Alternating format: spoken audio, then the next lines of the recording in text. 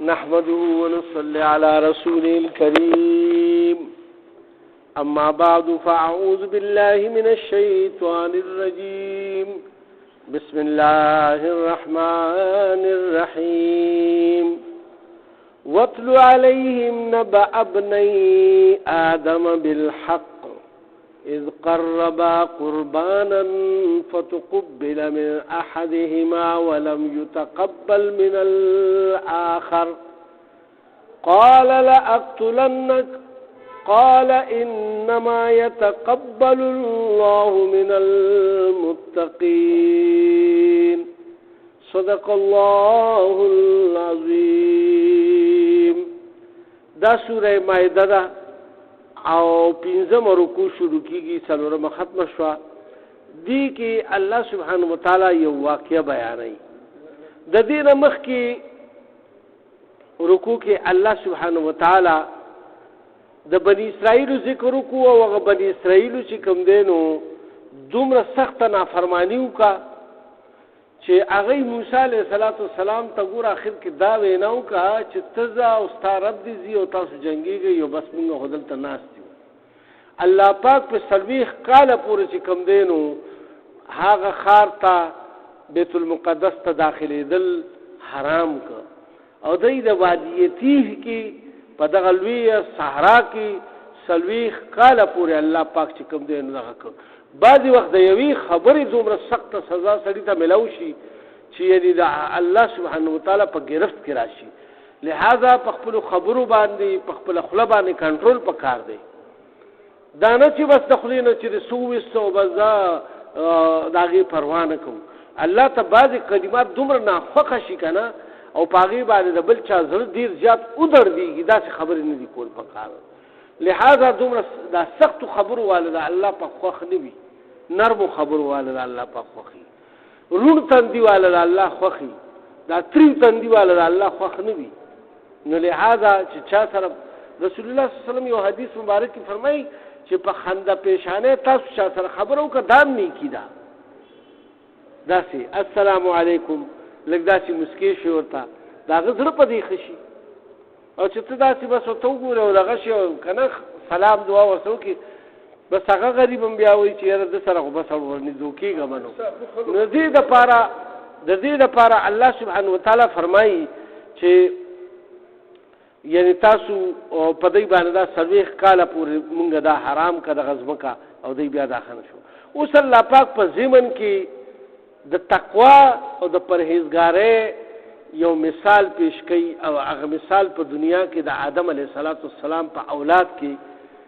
د حابیل او د قابیل په شکل کې یعنی هغه تیر شوی دی. نو الله پاک هغه واقعي طرف ته ذکر فرمایي او یهود رسوارو ته دا خبره مخی چې د حابیل او قابیل چې کوم وخت کې د نوح علیه السلام نوم ډېر مخکې تیر شوی دی او ابراهیم علیه السلام خو لا پیدام نو او دا د هغه په اولاد کې آدم علیه السلام لا ژوند دی. د دې دواړو بچانو په خپلو کې څه تنازع او هغه تنازع دا وه چې الله پاک ګوره ابتدا کې چې کله انسانیت آدم علیه السلام او حوا بیبي ځمکې ته راکوز کړ نو ډېرې مودې پورې خدای یو ځای نو بیا دی استغفار وي او ربنا ظلمنا انفسنا وان لم تغفر لنا وترحمنا لنكونن من الخاسرين. دا به ډېر زیات وي او د شرم او د حیا د وجې نه به آدم علیه السلام اسمان طرف ته نه کته چې دا زه الله پاک د دې بوټي نه منې کړی وم او دا ولې ما دا وخوړو. لہذا ګوره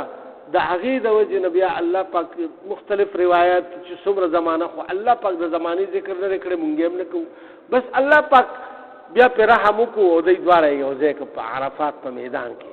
او د هغه ځای نه پس بیا الله سبحانه وتعالی یعنی بیا د دې زندگی شروع کا بیا دای چې کوم دینو یو ځای کېدل به الله پاک به دای له اولاد ورکول خو جوړه به ورکول یو بالغ پیدا کېدو یو بجینه وا په یو پیرا کې به دوه ماشومان پیدا کېدل. الله سبحانه وتعالی آدم علیه السلام ته دا فرمایل چې چونکه نور آبادی خو په دنیا کې نشته چې دا کم دو په یو ځای پیدا شي دا برور خوري د دې خپلو کې سره نکاح نه کیږي او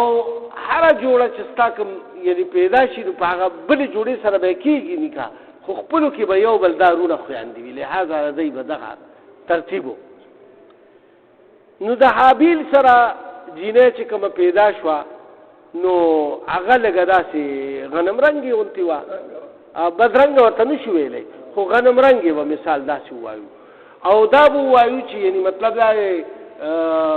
دغه سره چې کومه پیدا شوه قابیل سره نو هغه سپینه ولګه، ښایست کې به لږه زیاته وه چې ایته و په ښایست کې ده. حالان کې الله پاک ته بدرنګ نه بدرنګ سړی چې کوم دی د ټولې دنیا د خلکو نه چې کوم دی نو هغه خوښ دی، انسان دی. الله پاک په یو ځای کې فرمایي چې الله پاک وایي چې دا انسان ما په ډېر احسن او ډېر ښکلي شکل کې پیدا کړی دی. دا خاصې خلک د انګریزانو یو بل قوم چې کوم دی نو دا وایي چې دا د بیزوګانو نه بیا په مزه مزه دی نه انسانان جوړ شوي او داسې جوړ شوي، داسې فضول خبرې دي. بیزوګان خو سم بیزوګان دي، مختلف قسم بیزوګان په دنیا کې ګرځي، نو دی ولې نه کېږي انسانان ته نه جوړېږي؟ نه، دا الله پاک آدم علیه السلام انسان پیدا کړو، د خټې نه پیدا کو او بیا په هغه کې ساه واچولو، روحي واچولو. دی خو د الله حکم نه مني که نه. لہذا دلته کې الله پاک اوس د هغې فرمایي چې کله دی ځوانان شو او د واده وخت راغو نو حابیل ته آدم علیه السلام د قابیل خور واده کوله او قابیل خورې چې کوم ده نو حابیل ته واده کوله او هغه ده ته واده کوله، دواړه یو بل ته کراس کول که نه. نو قابیل دا ووایي چې نه زه خو به همدې خپلې سره کوم، ولې ستا لا چې کوم دی نو شکر صورت کې زما دی نه لکه لاندې ده. لہذا هغه آدم علیه السلام تنازع زیاته شوه، لکه انسان کې د ضد ماده ډېره ده که نه. په هره زمانه کې تاسو ګورئ ضد او عناد او دا شی دی کې شته. نو دی په منځ کې هغه الله ته سوال وکړو، الله ورته وفرمایل چې دی ته ووایه چې قرباني پیش کړي، چې چا قرباني قبوله شوه هغه به بیا بس د آدم علیه السلام په خبره عمل کوي، چې څنګه الله فرمایلی دي هغه شانتې به د دوی نکاحګانې تړلې کېږي چې څنګه الله فرمایلی. قرباني دی پیش کړه، یو ګډې بیزې ساتلې وي یعنی حابیل، او هغه چې کوم دی نو یو ښکلې ګډه رونیوه په خپلو ګډو کې او هغه یې راوسته. او دا بل چې کومو قابیل چې کومو نو ده به کرونده مرونده کوله، نو ده خپل غنم جوار او د هغې ټانټې مانټې را یو ځای کړي او هغه یې راوړي که نه. او آدم علیه السلام ته وایي چې بس مونږ قرباني خپله ورکوو، ما سره دغه څیزونه دي، د سره دا څیزونه دي، خو اصل خو شی د اخلاص دی، د څیزونو نه دی. اصل کې شی د اخلاص دی چې د الله رضا د کوم یو سړي په زړه کې څومره ډېره ده. چا یې که ته هر یو شی ورکې، خو چې د الله رضا پکې څومره ده. نو لہذا حابیل کې د الله رضا ډېره وه، الله ولا مال هم ورکړو، غزدې هم ورکړو او د الله د رضا دپاره یې خرڅ کولو. کنې ډېر خلک مالونه خرڅ کوي خو د ریاکارۍ لپاره یې خرڅ کوي، د خلکو د ښودنې لپاره ښه مالونه خرڅ کوي، ډېر مالونه خرڅ کوي، خو د الله رضا پکې نه وي نو اسم ورته نه ملاوېږي. لہذا اصل شی ګور د الله رضا ده. نو دی چې دا پیش کړو هغې کې خو په یو غر باندې او آدم علیه السلام الله ته سوال وکړو چې یا الله ته په خپله قادر ذات دار چا په زړه باندې او ته به د دوی دا فیصله وکړي. اور راغو او په هغه زمانه کې د قبولیت دا نشاني وه چې اور راغو د اسمان نه او هغه د حابیل هغه ګډې چې کوم دی وسوځولو، هغه ایره شو او د دې دغه ته څه ونه وي. لہذا دا ګوره د امت محمدیه صلی الله علیه و آله وسلم باندې الله پاک دا یو خصوصي کرم کړی دی چې زموږ استاد یې پردم ساتلی ده چې چا قبوله شو چا قبوله نه شوه، کریر سره به شرمنده ګرځېدو. په دې باندې هغه ډېر زیات شرمنده شو چې زه خو مطلب دا چې په ناحقه یم او په دغې یم. نو هغه بیا هم هغه خپله اړ نیولی و او اړ یې نیولی و چې نه بس زه به همداسې کوم. نو بس بیا څه چل وکړو چې کله دا واقع وشوه نو حابیل له دغه ورکه هغه ته الټیمیټم ورکړو او هغه ته دا ووایي چې بهی هلکه وګورې که تا داسې کار وکړو نو زه به تا مړ به دې کړم که نه. نو هغه ورته بیا جواب کې دا وایي چې یعنی بس ته ما مړ کې خو زه به پتا باندې لاس نو چتو که ته ما مړ کې هم نه زه پتا باندې لاس نو چتو دلته صلی الله پاکه واقع فرمایي د الله د کلام د واقع چې مونږ بیا وایو او د الله کلام مطابق وایو نو ډېر ښکلی مزه کوي اوس د هغې مونږ ترجمه نه کوو لہذا الله پاک فرمایي وتلو او ته سناو کا یعنی ووایه دیته علیهم دیته نبع ابنی آدم هغه کیسه واقعه د آدم علیه السلام د زامنو بالحق چې هغه یعنی صحیح ورته بیان کا په حق تیره شوې ده او دا داسې شوي دي هر څه لہذا دا حق او سچ واقعه ده اذ قرب قربانا چې کله پیش کی دی قربانه فتقبل من احدهما نو قبول کا قربانی د یونا الله پاک د دواړو نه د یو قبول شو ولم يتقبل من الاخر او